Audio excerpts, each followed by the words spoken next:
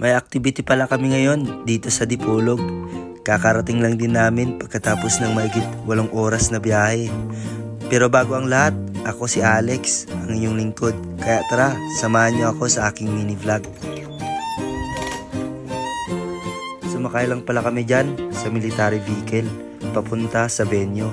At makikita natin ang ganda ng tanawin. So guys, papunta tayo ngayon sa Peace Development Forum.